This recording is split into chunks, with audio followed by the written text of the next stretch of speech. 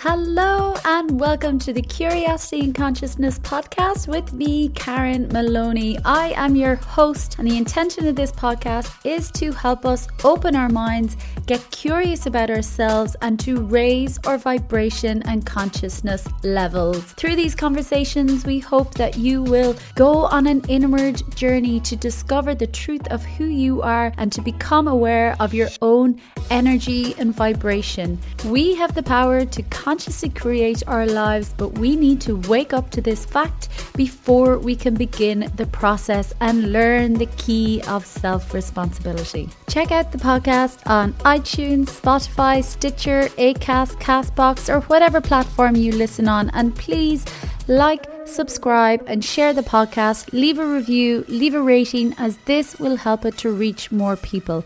Check out my website as well, www.soulpowerlight.com. Hello everybody and welcome. Thanks for tuning in and joining for another episode. It is me, Karen Maloney, and I have another super wonderful, empowering, inspiring conversation for you today. Before we get stuck in today's episode, I just want to remind you to come join me in my new Facebook group, Being You. You can find it through my main page, which is Soul Power Light. And this is where I'll be sharing more of my content going forward in this like-minded community space. So come check it out, join it. And I look forward to seeing you there. And look, I get it. Facebook, everyone's a bit over Facebook, myself included. But I do believe there is true value in groups. I know I am part of some incredible groups that I learn all sorts of things and even really practical things. There is definitely value in groups. So I encourage you to come join me and we'll hang out there. So it's Being You, Being You, and I look forward to welcoming you there. So then back to today's guest, and I have Sinead Cracknell joining me, and Sinead is an intuitive soul elevation coach and a 5D and 7D energy healer who helps people overcome deep trauma, break through fears and limitations, and step into their aligned soul purpose. After years of battling anxiety, drug addiction, depression, struggling with sexual trauma, bowel cancer, and being misdiagnosed as paranoid schizophrenic, for her intuitive gifts, she found the power within to heal without any outside support or therapy. Sinead uses a combination of psychotherapy, NLP, hypnotherapy, soul transformation therapy, somatic work, and energy healing to help facilitate deep healing on the physical, mental, emotional, and spiritual levels. Sinead offers soul plan readings to help clients uncover their unique soul purpose and be prepared to overcome challenges. I really enjoyed this conversation with Sinead. Once again, another powerful, inspiring and empowering conversation where Sinead shared a little bit about some of the traumas that she went through, how she suffered as a result, and really what was the breaking point or the wake-up call.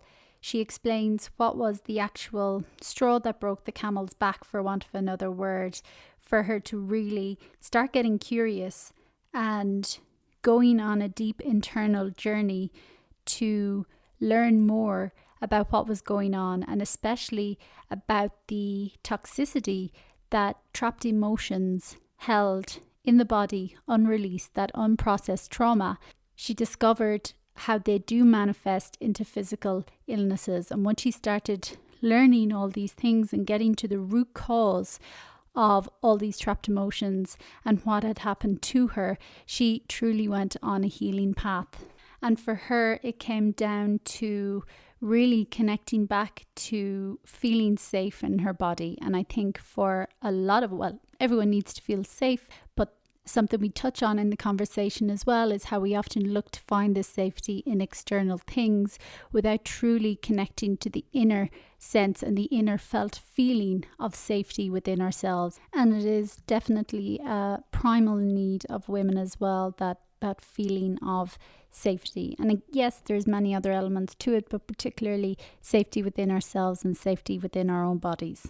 So another super conversation again, with bits of humour thrown in as well. Sinead has a beautiful energy, and also she shares what exactly 5D and 7D healing is. And at the end, she leaves us with a really beautiful, important message, and a really hopeful message for anyone who may be going through any issues. And she is a testament and an example again of what is possible when we go on an inner healing journey. There is always light at the end of the tunnel, and even as Sinead mentions at one time, what is waiting on the other side is incredible. So enjoy this conversation, and you can find out more on Sinead's work on her website, which is healwithsinead.life. And she's also on social media with Heal with Sinead. But as always, I will have everything linked on the show notes as well on my website, soulpowerlight.com, and click the podcast section. Enjoy. Welcome everybody, and thanks again for tuning in for another episode. I have another wonderful guest for you this week, and joining me today is Sinead Cracknell. So welcome, Sinead, first of all. Thank you so much. I'm so excited to be on your show. Yeah, it's lovely to connect, and lovely to hear that you'll be moving to the west of Ireland, where I'm from, in a couple of weeks. So wishing you the best of luck as well with your upcoming move, hitting a really nice spot that you're going to. So that'll be super exciting. But we're not here to talk about your move today. We're here to talk about your incredible work as a soul elevation coach and a 5D and 7D healer. But maybe if you can share a little bit first about your background and what led you to this work. Goodness, Karen, now you're asking me a loaded question there. There's so much. I think what led me to the work was the tremendous amount of trauma that I've been through, childhood trauma and the likes. And just knowing deep down, as traumatic as everything was and as painful as everything was, there was always something telling me that I was here to help others. It was just this inner knowing. Even as a child, I kind of always believed that that's what I was here to do. And I feel that, going through all the stuff that I've been through, and I'm sure we'll come on to that at some point, it was just like there was always one thing that was, allowing me to kind of hold on to that thought, is that I'm going through all of this because I know I'm meant to help people in some way or another at some point in my life. So, the soul elevation coaching mentorship, as I call it, is it's bringing all my experiences and how I've healed from lots of things and bringing that to others, and everything that I've learned as well along the way, academically and stuff, and kind of blending all of that in and just supporting and helping others that way, empowering others. But it was just always this inner knowing that I had to go through some of the shite to be able to do what I'm doing today. Wow. To be able to relate to others, to have empathy for others, and to support them and hold that space for them. So that's what kind of led me to where I am with regards to the coaching and stuff. And then the energy healing is just an add-on, really, an added bonus. And I think being guided to do that, it really, really helped me to solidify a lot of the healing I'd already done. It just opened more doors for me. Wow, amazing. That's incredible that you had that deep inner knowing, and we'll get a little bit more into your story, but that you had that deep inner knowing from kind of nearly the get-go, or from such a young age. And that, it must have been such a, well, like you mentioned as well, a support in one way, even though traumatic what was happening. But just something that popped into my head there as well, from your work and what you currently do, and mentioning how you can relate and have empathy for others now as well through your work. What for you is really your inspiring or empowering message behind your work, really? The message behind my work is that we all have the power to heal, no matter how bad things may be. We all have this innate ability to be able to heal. And there is always hope, and also that you don't have to do it alone.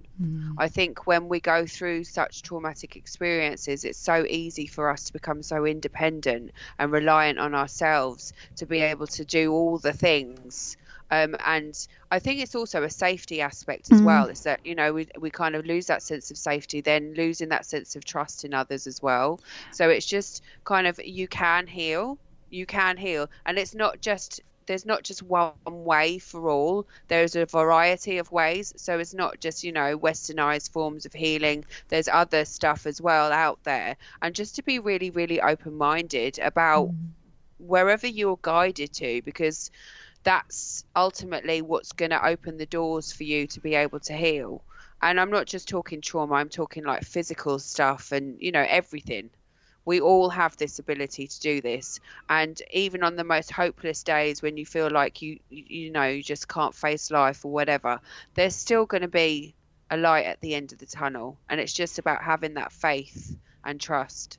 So that's my message. A bit long-winded there, but no, and it's nearly like jumping to the end of the conversation at the beginning, but it was just coming up, and I think it's such a powerful message again for people. And like that, we haven't even got into your story, but I'm sure getting in now as well with this overall message of anyone has the power to heal. And like you mentioned as well, being open-minded and allowing yourself to be guided and trusting that what is showing up for you is actually right for you, no matter what that is, no matter how crazy it seems. So I love that as well. So maybe if you could share a little bit about some of your experiences, or what did you go through on your journey? What were some of the experiences that you went through that were deeply traumatic, that, you know, sent you on this path as well and helped you to connect and know this inner power within yourself? I think it was very much the fact that growing up, I'd always felt quite different to others around me. One might have called me like the black sheep of the family, the esoteric sheep, as I like to say. Yeah. And just a lot of childhood trauma around what I looked like and the food I was eating, and this then spiraled into being bullied at school and really struggling socially with friends, and a lot of anxiety and depression coming out of that. And then eventually, I mean, suicidal thoughts and suicidal tendencies, and then eventually kind of moving into addiction and more severe mental health issues like paranoid schizophrenia, and like the addiction, the drug addiction. But it wasn't just drug addiction, it was also eating disorders and binge eating and emotional eating and all of that kind of stuff. And then eventually going into experiencing and having to go through bowel cancer. And yeah, it was a lot. Yeah. It was a lot. As well as that, there was a hell of a lot of sexual trauma as well, like kind of underlining it all, really. I think like underpinning everything, the addiction and the food and just everything. That was the main source of, you know, the reason I went through the addiction and, you know, all of that kind of stuff. So wow, thank you for sharing that as well. And so many questions going through my head, but first of all, what was the time length that all of this spanned for you before you really began your healing journey? It's interesting you say that. So I think, in all honesty, I mean, obviously it was from childhood, and it was one thing after another over many, many years. But because I had this kind of this inner knowing, I'm here to help people, eventually I found something that I was really, really passionate about, and that was counselling. I decided to study to become a therapeutic counsellor purely because I didn't get the help or support that I needed when I was going through all of the stuff that I went through. So I wanted to be able to bring that knowledge and wisdom out there for others. So as soon as I started studying to become a counsellor, that's really where the self-development and the healing began. It was all the reflection and the journaling and all the different modalities that you learn along the way. And I'd say that was well into my 30s, late 30s, before it truly began. Because up until that point, it was like going to a private counsellor was too expensive. Going to a counsellor that was on the NHS was the length of time to wait was too bloody long. Yeah. And it was just like, okay, I'm just going to do it myself. So I did. I Amazing. started there, and that's really where my healing journey began. And then more so as I developed that self-awareness, then becoming more and more like interested in energy healing and spirituality and all those kinds of things. But I think that I was always spiritual anyway, you know, when I was growing up, and I kind of deviated somewhat and then come back to it, which I think a lot of people do. Yeah, I think so too. And I'd say definitely you always had that connection, especially if you had that deep inner knowing from a young age, even though I'm sure you were like, what the hell is this? I have no idea where this is coming from. But definitely, and I do agree, I think we are born that way and not everyone forgets. But we often do forget and can take us a while to come back around again. And I can definitely relate, I think, in that sense as well, and feel I was definitely the black sheep, you know, not feeling like you fit in. And now I can look back and see, yeah, I was always, you know, connected from a young age as well. But again, just deviated like you say. And then what on your journey was the lowest point or the culmination that really led you to think differently and go, hang on a second, you know, something needs to change here? The bowel cancer. That's what it was. And up until that point, when I found out that I had it, it was a complete shock to start with. But up until that point, I didn't even know about trapped emotions and trauma leading to physical illness and all that kind of thing. So, but as soon as I found out about the bowel cancer, my life began to change. I began to question things more deeply and want to know more about life, and just saw that life was too bloody short to be just plodding along and being, you know, content. I wanted more than just being content. I wanted a life. And I think up until that point, I don't think I really did have a life, because it was always addiction or food or toxic relationships or anything like that. And I think even prior to the bowel cancer, I think my life really started to change when I had a baby as well. But it still took me a little while after having my daughter. It still took me to you know, get the bowel cancer to then go, okay, now things need to change. It's not about, I mean, when you know, when I had her, I was like, life isn't about me anymore. But it took me a while to kind of, because I went through postnatal depression and other bits and bobs around the marriage and the relationship and stuff like that. So it took me a while then to really go, okay, bowel cancer, yep, this is the wake up call I needed, or not, didn't need it at all. Yeah. But you know, nothing else was getting your attention. Exactly. And that's the thing as well, is that so much of what I do now is that I want to bring awareness to people to say, don't let it get that far. You don't need to let it get that far. And actually, when you go through trauma, that is what's going to happen if you don't deal with it. Yeah, I love that. And that's a theme that runs through so many conversations as well on the podcast, is literally, and that's why I connect with people like you and everyone as well, to share their stories of really, you don't need to let it get to whatever point. And for some people, you know, they do need to, but that's the beauty in sharing the conversations, and hopefully it might spark something in someone before it gets to a really traumatic event or illness or something like that, because like you say, it will happen. And I'd love for you to even just speak for a moment, because again, I think a lot of people, I think it's shifting, but slowly, but a lot of people don't make that connection to trapped emotions and trapped trauma in the body, and actually how it does lead to physical illness, and how that element needs to be incorporated as well in healing in order to truly fully heal and not just treat symptoms. So I'd love for you to talk to that and share a little bit, if you would. Of course. I will share with you as much as I know, and I'm no doctor or scientist or Mm-hmm. anything like that, but I have my own experiences, and I'm an energy healer as well, so I can literally, see where the trapped emotions are or Mm. whatever. So we all have obviously a body, organs, and everything like that. And this is where the trapped emotions get stored. So it's almost like a build up. So the energy of the emotion, the toxicity of the emotion, that toxicity then kind of gets stored and trapped in your body.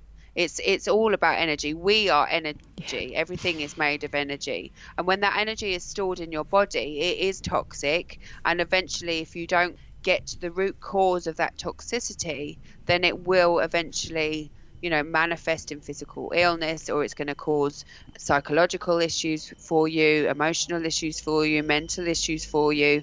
And it's about really getting to the root cause of things. And I think so much of what people don't understand is that, you can speak until the cows come home about your issues, but Mm. until you start doing the deep inner work, which is literally dealing with the energy of those emotions, that's when the true healing really happens, because you have to release that from your body. Your body remembers everything, Mm. every single thing.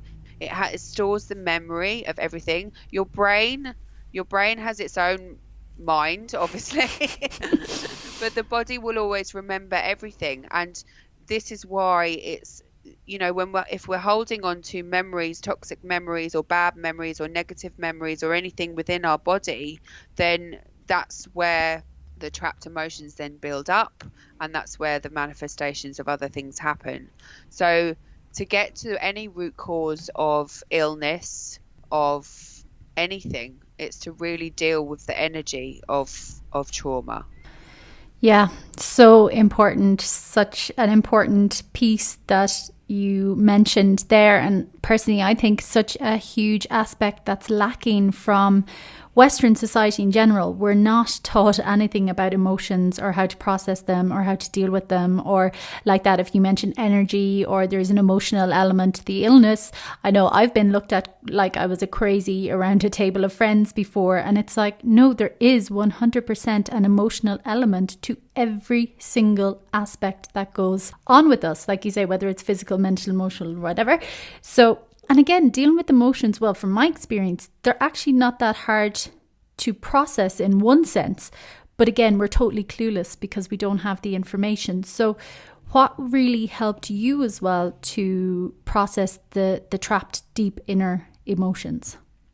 Well, firstly, I just want to speak on some of the things you just, talked Mm-hmm. about there, is that yes, it's easy to release the emotions, but when you've been conditioned, like I was, to stuff down my emotions, not cry or stop Yeah. crying or whatever it is, this is the other thing, is that if you're not releasing those emotions, if you're not releasing the tears, then that again is going to have a more of an impact of this build up of negative Mm-hmm. emotions and the toxicity within your body.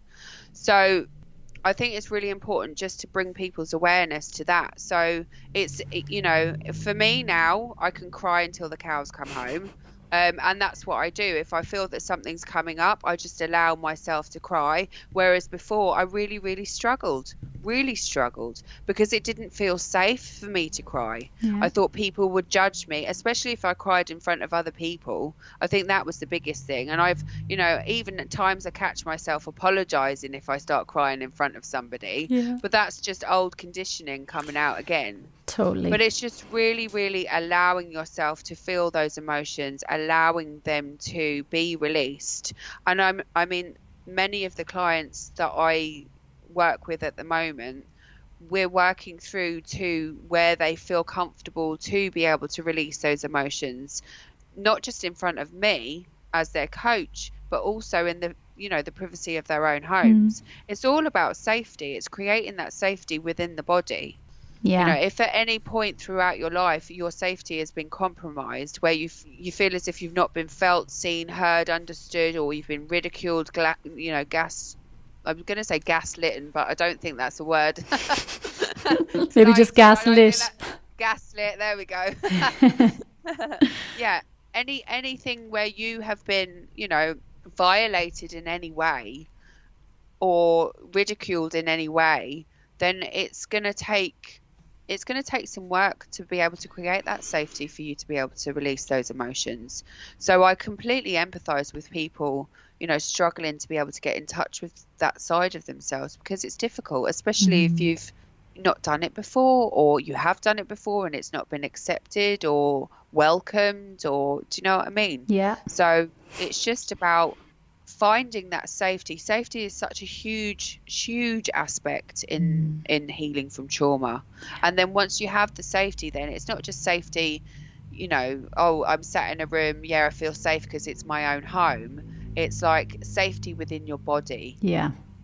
That's what I was going to ask you. I'm like, that word safety, and I was like, I think we're all looking for safety in one way or another, and we try and get it, whether it's through our work or job or financial situation or relationship, the house we own, whatever. And yes, there are elements of safety, absolutely. But for me, having gone through my own journey as well, and like that, I was one of those stuffed down.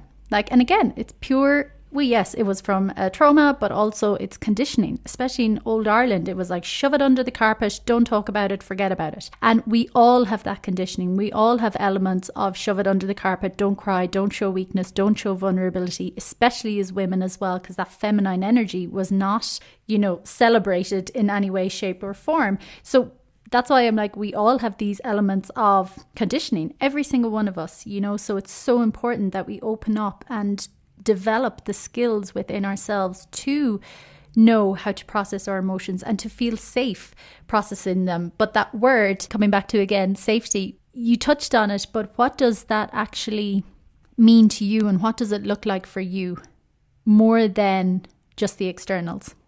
For me, it's about safety in my body, safe knowing that it's okay to cry, safe also to know that regardless of where I am or who I'm with or whatever, I am my own strength, source of strength and safety.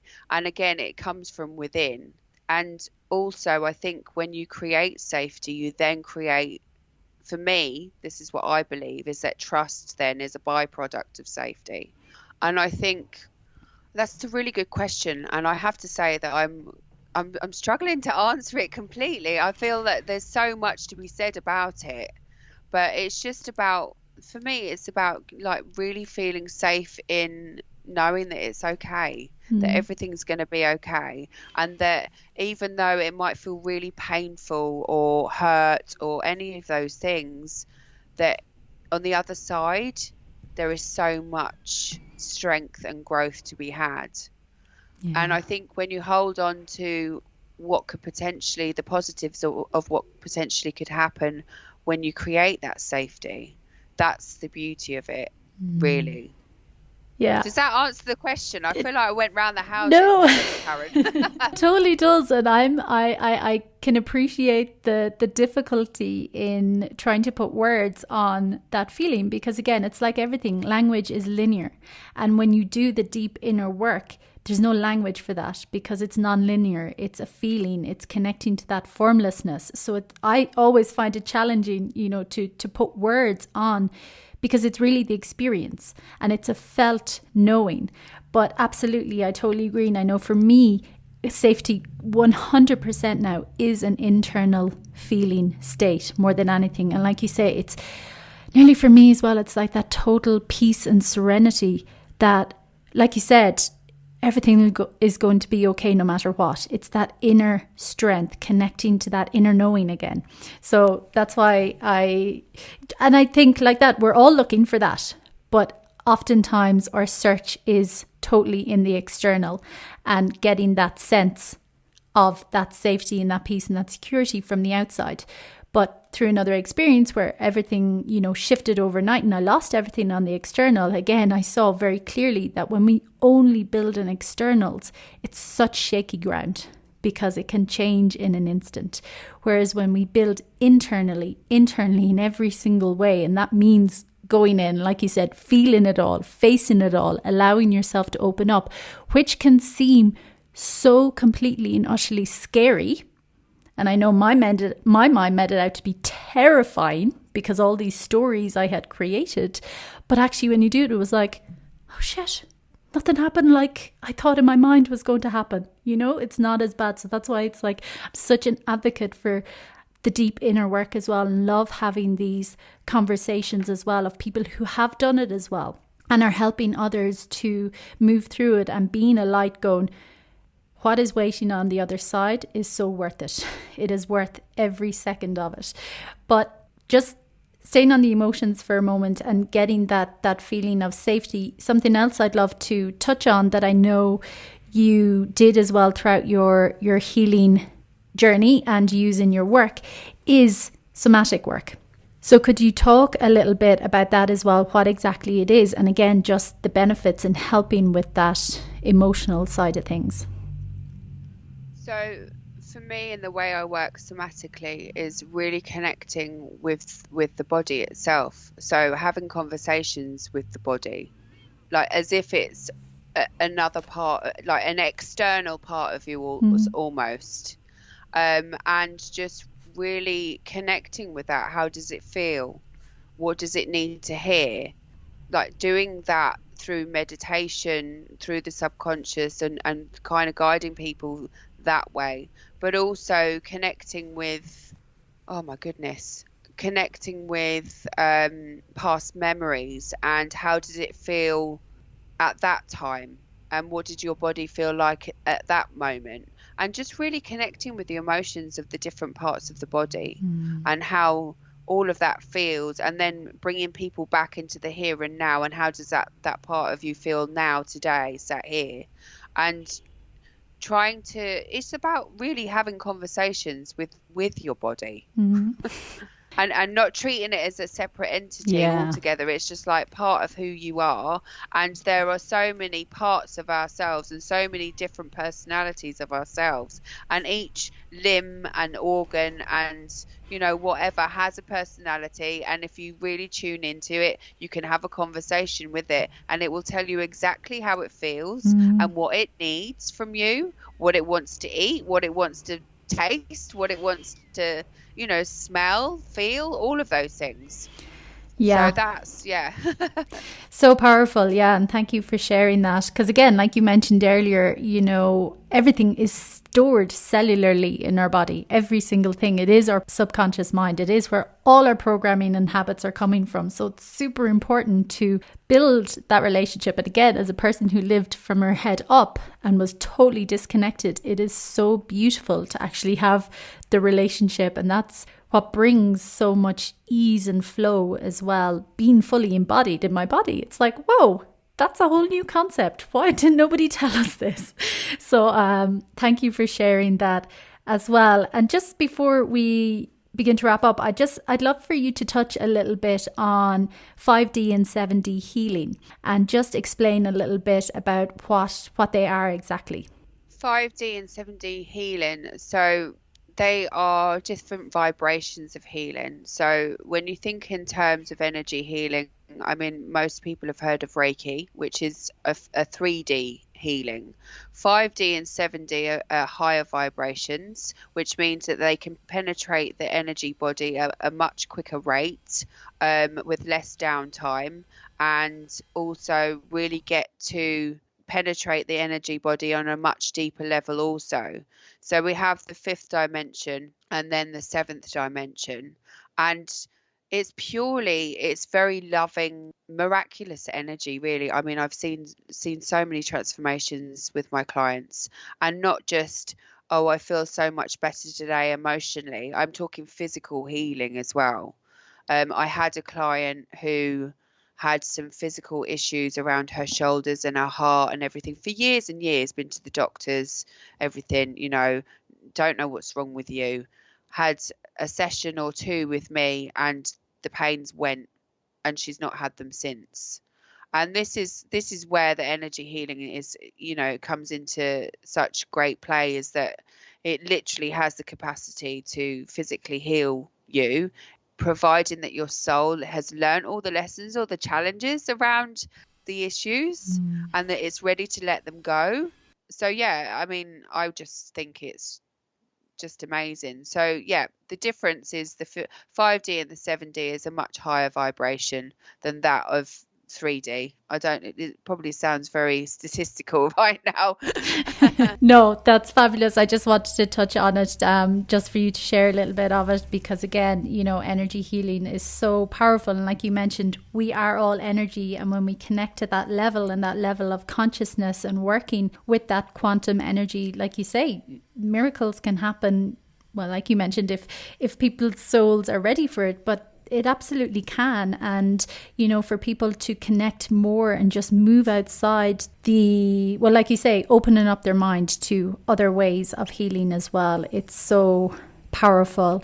So I'd love to know as well, what's been your favorite healing tool or practice that whether helped you in the beginning or maybe that you still do on your journey? It has to be energy healing, because it's so much more than just channeling and sending energy to people. Obviously I can use it on myself as well, but the one thing that a lot of people don't realize about energy healing as well is that it actually has the capacity to bring anything into your awareness that was in your subconscious. So anything that's some of the things that might have been going on with your body that you might have no clue about will then come up to be dealt with and to be looked at. So that's really what I love about it. And it's also, you can release so many things through it. Release trapped emotions, release patterns of behavior, release limiting beliefs, and then obviously then have that replaced and gain whatever you want to gain. And we were talking about safety earlier, and this is the thing, that a lot of the issues that people struggle with are purely based, well, not purely based, but are very much around obviously the different parts of the body, but also the energy centers as well. And each of the energy centers will be related to safety or shame or guilt or fear or grief or any of those things. So actually really get into the root cause. And then what happens is that when you do, like for me, it's like I just love the fact that if I'm ready, if I feel that I need some support and I need to heal from something, then I like to find out what's going on underneath it all. So what can I not see? Do you know what I mean? I can think of everything that I'm able to think about, but I can't see what's going on underneath on an energetic level, on a cellular level. So energy healing is my go-to 100%. Yeah, love it. It's been such a huge support in my life as well. And it's powerful. And like that, sometimes I didn't even understand what was happening, but I didn't need to either, because it's just that trust of knowing that your body's intelligence will do or release whatever it needs to do at that time. And that's that trust that I love about it as well. Incredible conversation. And I'd love to know how you look back on all your journey now and everything that you've been through and the trauma and everything like that. How do you look back on it? How do you view it now? With gratitude, as a gift. And I say that with an open heart. And it's been horrible and really painful, but it's been a gift. Because without it I wouldn't be who I am today. Yes, what a powerful message to end on as well, and inspiring. And you mentioned the word as well at the beginning, a hopeful message, because it really is the power of what can happen when we reconnect to ourselves and do the inner work.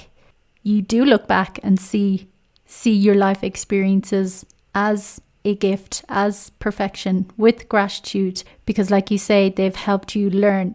I can't even imagine the amount of skills and tools and capacities within yourself for yourself, and now helping others as well.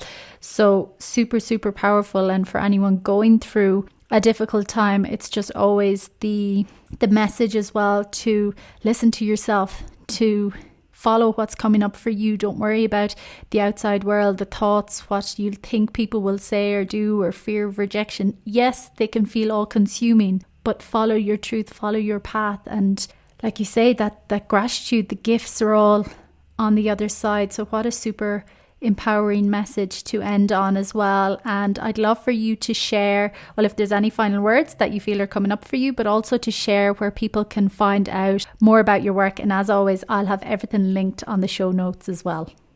Thank you so much, Karen. I think the one thing I really just want to shine a light on is the fact that we are so conditioned to look, as you've already spoken about earlier, so conditioned to look outside of ourselves for external validation and permission almost. And I think when you really truly want to heal, when you're sick and tired of feeling the way you're feeling and you want a different life, that's the moment that you need to start going within, because that's where it all starts. It starts from within. There's not one person around you that's going to tell you different. And the fact that actually you're not alone. You don't have to be alone. So just lean into whatever it is that's coming up for you, lean into it, because on the other side of that is just a life that you could never imagine. So that's my final word. Let me tear up. Oh you. my God, yeah, so true. And you can find me on Instagram at heal.with.Sinead, or you can have a look at my website, which is healwithsinead.life. Incredible. Thank you so much for joining today, Sinead. I really appreciated it and loved the conversation and the wisdom and the knowledge and the empowering messages that you shared as a reminder for me and for everyone as well listening. And I just wish you all the best, and everyone just go check out our work. Thank you so much. Thank you so much for having me, Karen. It's been amazing. Thank you. Thank you for tuning in to this week's episode. Be sure to subscribe to the podcast so you get notified every time a new show is released. Get more information on this week's guest as well on my website www.soulpowerlight.com.